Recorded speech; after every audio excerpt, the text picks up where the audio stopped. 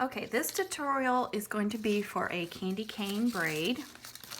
So I made a guide here with some masking tape or painter's tape, and I left 3 inches in between. So you don't have to worry about them being straight, just make sure that you've got the same amount of space in between. And this is a candy cane braid, and this one I just freehanded, so if you look closely you can tell that it's not perfect. Most of the time I just freehand them. As long as you get them close, once they're on the mom, you really can't tell that they're not perfect. But I'm going to do it this way for you guys to show you an easy way, or an exact way. I don't know how much ribbon you need because I always work off the spool and then I just quit when I get the length I want. So that's the only way I can tell you to do it. If you buy ribbon by the yard, I guess I would just triple it or quadruple it just to be safe. Okay, so we're just gonna, I got 2 ribbons here, and these are poly satin. You can use acetate, you can use any kind of ribbon you want. If you use these homecoming ribbons, you definitely want to staple. The only thing is you will see the staples when you're done. And I have covered them up before, but you can just leave them too. If you use, grass greens or satins or anything like that, you could use hot glue and then you wouldn't be able to see it. Okay, to start, I just want to make a loop like that. So, and I'm just going to line it up and make sure. So I want it about right there. So when I start another loop, I can try to stay. Okay, so we always staple like this. This is where our staples are going to go. So we're going to do our first one, and you really need these, one of these staplers with working with this braid because you got to get in between the loops and it works the best.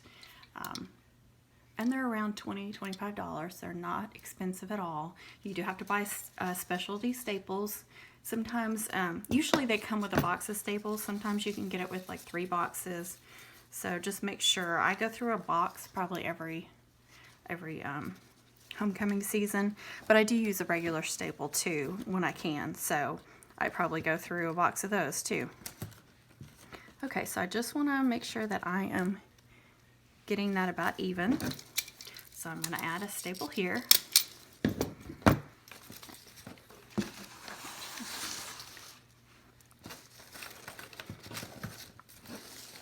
And then I'm going to curl it around. So this guide is going to help me keep it even. So I can see there that those loops are the same, or thereabouts.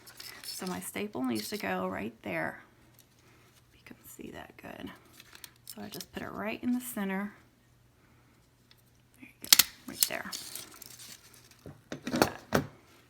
You can see my 2 staples should be matching up.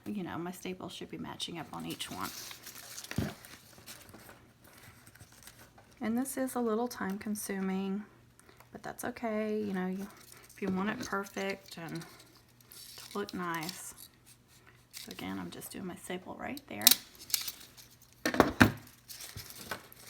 And I'm just going to keep going. Just keep making a loop back and forth. And it will kind of curl. So I think I need to make that one a little bit bigger. This is probably going to be the most perfect one I've ever made. There you go. You see it taking shape. And you always want to start the bottom like that. And as you can see, it came over a little bit. So I can just get my scissors and trim that off at the end, so it won't be as noticeable. And you can go through and put some bling or something on there, like some little rhinestones or something inside there. So when it's on the mum and you're looking down, you can see those. I've also put rhinestones here or diamond mesh on each of these. And I've done it on the inside and outside. You could do something with the the sides. And on this one, as you can see, I used 2 size ribbons, so you got this look from it. Okay, we'll do a few more loops just to make sure you guys got it.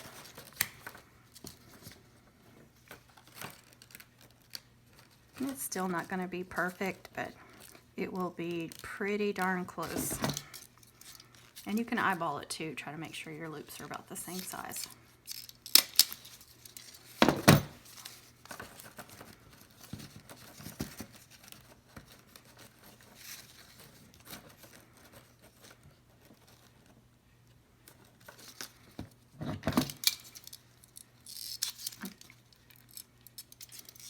I want to flatten that out, make sure my ribbons are about the same.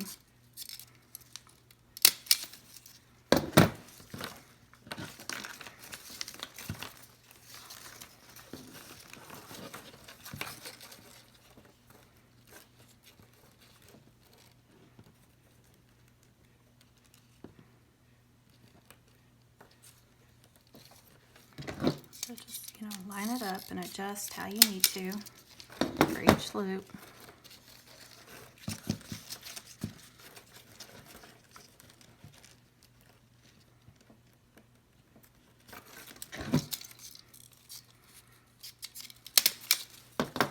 And we're just going to keep going until we get the desired length.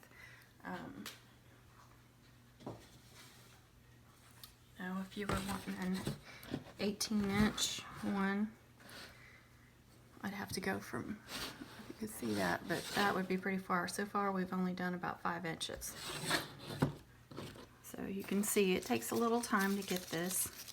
It's not hard, it's just time consuming.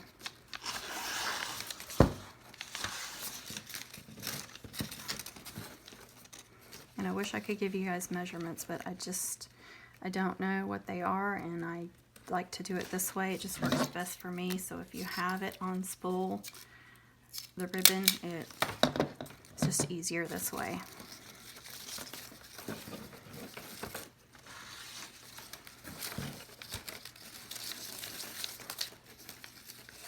This orange is at the end of its spool, getting towards the end, so it's very curvy or curly.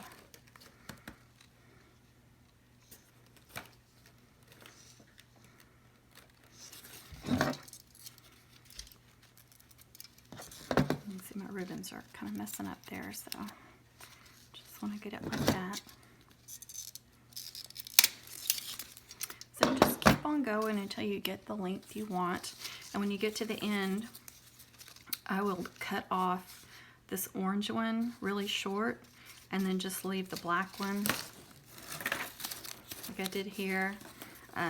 Or you can cut them both off, and then like on this one I just restapled a piece there. You could staple it in the middle too where you needed it.